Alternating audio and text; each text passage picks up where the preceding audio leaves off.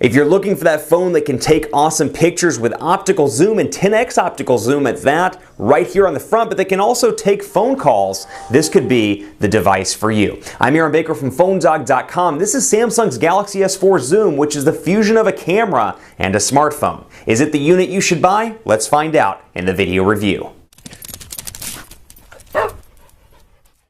It's a member of the Galaxy S4 family, but when you look at the Galaxy S4 Zoom versus the flagship Galaxy S4, there are differences to both, and they're both good and bad. It's the Galaxy S4 Zoom. It's available through online specialty retailers like Negri Electronics. You can get it for about $600, $550, somewhere in there with shipping at negrielectronics.com. It's not available on a US carrier just yet, so those of you that are looking for a device like this, you may either want to wait and see if it hits a carrier or save those pennies because it is a little bit pricey at full retail. That said, specs-wise, it could be something that a lot of people like. If you loved the Galaxy camera, but you were like, man, this thing has Android abilities, but I can't make phone calls on it, it's the unit for you because it takes the best of the Galaxy camera, improves it, and then takes the Galaxy S4 Mini-ish body for phone calls and brings the two together. Specs-wise, you're looking at a 1.5 gigahertz dual-core Cortex A9 CPU here, a 4.3-inch QHD display, 540 by 960 pixels, and 256 ppi. So this is not going to be an HD display. It's not going to be the most amazing display you've ever seen. And when you look at devices that are on the market or coming soon, like the HTC One Mini, for example, it's got an HD display, a 720p HD display. Compare it to the iPhone 5, which has an incredibly high PPI count.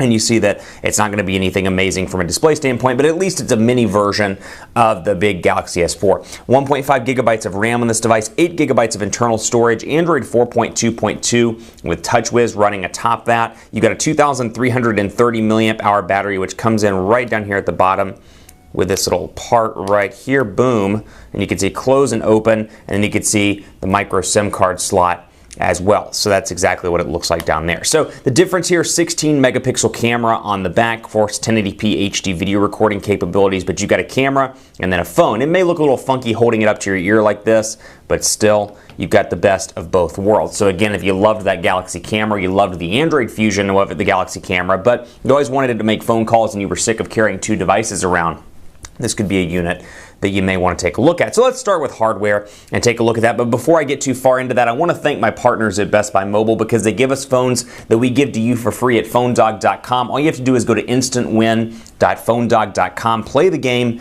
and you have an entry to win that smartphone. When you walk into Best Buy Mobile, you'll walk out working. So they don't have this device, but if you walk in to get, let's say, a Galaxy S4 or an HTC One, you'll walk out the door with all your settings set up thanks to their walkout working program, which is exclusively at Best Buy Mobile. Now, we'll take a look at the hardware here, and from a design language perspective, it looks just like the Galaxy S4 from a front.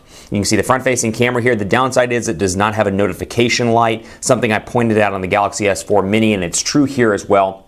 You don't get that. What you do get, though, is the IR blaster for watch on up here, a 3.5mm headphone jack, a power button, and a volume rocker on the side. Of course, a dedicated camera button, so obviously when you hold it like this, you can use it as a true camera and get the ability to manually change the zoom from the exterior of the unit as well. Micro USB charging port down here at the bottom, and like I just showed you a second ago, you got your battery in here, battery port I should say, SIM card slot as well, and then that is that, micro SD card slot here at the bottom, and then you've got an area for a tripod down there, and then you're back up at the top. So literally a fusion of a camera and a phone depending on which angle you're looking at this device. Obviously your speaker's back here, and like I said a minute ago, it may look a little funky to hold this up to your ear, but hey, you know what, if you're willing to do that, I got a camera up to my ear. I can just hear people talking about it now. Is that a camera at your ear? Is that a camera in your pocket? Or are you just excited to see me?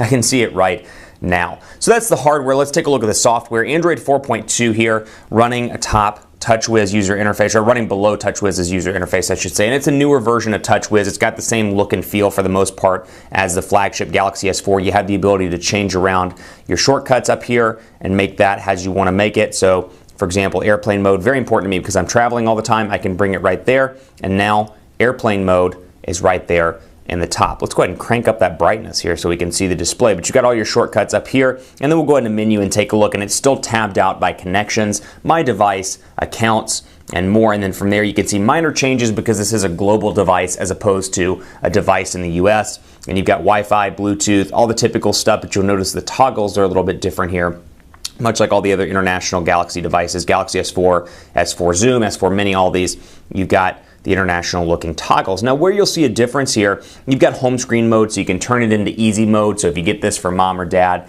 it's easy to use. And of course I've got open camera, which this, as you can see right here, when the feature's on, the camera application will open when the device turns on. So you can have it default to the camera if you want to. For me, Galaxy camera, that would make a lot of sense. For the phone, that doesn't make as much sense to me, just because I'm obviously using this most likely using this as a phone as well. Blocking mode, driving mode, safety assistance, power saving mode, all the stuff that you're familiar with from the Galaxy S4. But what you miss out on, and I'll bring over the Galaxy S4 as a comparison here, you've got your motions and gestures, you've got your smart screen. Where you're missing though is Air View. So you can see here, for example, Air View, all the stuff in the Galaxy S4 you don't get over here. And even within stuff like Smart Screen, you only get Smart Stay and Smart Rotation. You don't get Smart Pause or Smart Scroll. So don't be fooled by the fact that this is a member of the Galaxy S4 family. It is, and it's a member of that marketing unit, but keep in mind that you're missing out some of the software features, or missing out on some of the software features that the flagship Galaxy S4 has. So like anything else, including the popular line that's known as Galaxy S4, you're going to have to decide what's most important to you, whether it's those software goodies like AirView, being able to hover over stuff and get previews, being able to pause videos on the fly, or maybe it's more important to have a good camera, in which case you got the ability to manually zoom from the exterior. You've got a 16 megapixel camera on the back of this device. So decide and make a decision from there. So basically software other than that, very similar. 7 home screens here.